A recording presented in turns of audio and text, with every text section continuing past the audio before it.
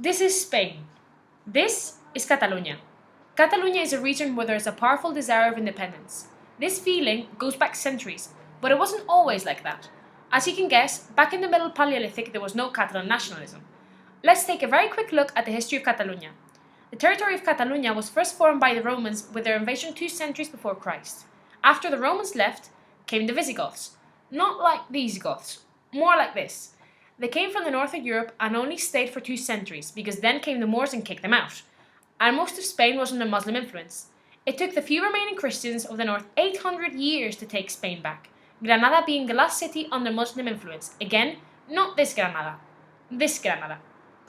During the 12th century, Catalonia was really a group of independent counties, not one territory as a whole, but they all answered to the Count of Barcelona, Ramon Berenguer IV. This man married the Princess of Aragon to more or less unite the 2 territories. As we don't really want to bore you with this, we're going to skip a couple of centuries. Don't worry, not much happens.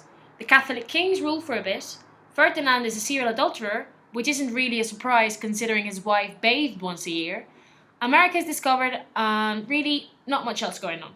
In the 17th century, Catalonia is part of the Crown of Aragon, and in turn Aragon and Castilla are united because of the marriage of the Catholic kings in the middle of the 15th century.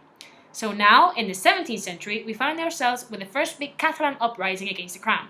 Some of the reasons for this are that the Catalans wanted more independence from Aragon and Castilla, decisions-wise, and they didn't find fair the taxes that they were paying.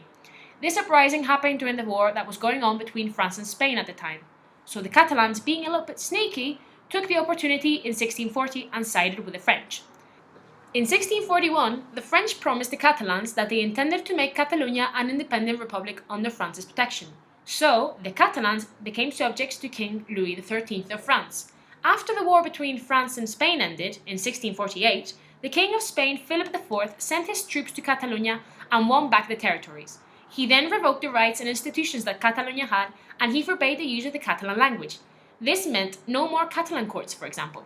Let's jump forward again, to the 19th century, and the rule of Ferdinand VII. During this time, there were more Catalan uprisings and republicanism starts to become popular between the people there. Also, let's not forget that Catalonia becomes more industrialized than the rest of Spain, and soon enough, the working class appears. Towards the middle of the century, the Renaissance movement is born, which literally means rebirth. It is a movement to bring back the Catalan culture, especially the language. After the problems in the rule of Elizabeth II, the rule of Amadeo Savoy, and the First Republic, there are a few attempts from Catalonia's part to separate from Spain, but they all fail. During the First Republic, there is a branch of Catalanists that believe that a federal Spain would be the best system for the country, but it doesn't work out. During the following decades, political Catalanism takes form and starts to become more popular among the people of the area. The concept of Catalan nationalism becomes stronger. Because of this, political parties and associations are born, like the Liga Regionalista or the Solidaridad Catalana. Already in the 20th century, in 1914, with the rule of Alfonso XIII, La Mancomunidad Catalana appears, and they want the Spanish state to approve of it. This would mean that they would get back the rights like the Catalan courts, that were taken away when they sided with France, as was mentioned before. Also, La Mancomunidad intended to invest in agriculture, education, and the Catalan industry. After the rule of Alfonso ended and Primo de Rivera came along, the Mancomunidad was abolished and Catalan nationalism is repressed. Again, the use of the Catalan language is forbidden. Therefore, Catalonia became one of the most important areas that conspired against the dictatorship of Primo de Rivera. This fight against the system only provoked more republican nationalism in the Catalan population.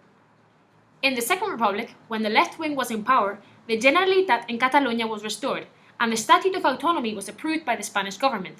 Francesc Macià became president of the government in Catalonia.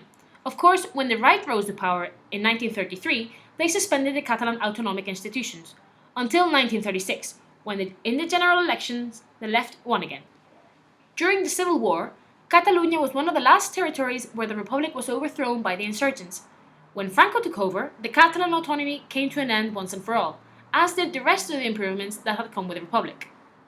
After the death of Franco in 1975, the new Spanish constitution was created, and there were statutes of autonomy given to all the regions in Spain. The Generalitat was restored, and in their statute, Catalonia had advantages in culture and education in the face of other regions of Spain, but they had fewer rights in the face of others when it came to finances, justice, and public order. This brings us right up to today. As we can see, Catalonia today has more rights than ever in their history since their union with the Crown of Aragon, but there's a large percentage of the Catalan population that still crave independence from the country. So the question now is, Should Catalonia become independent and separate from Spain?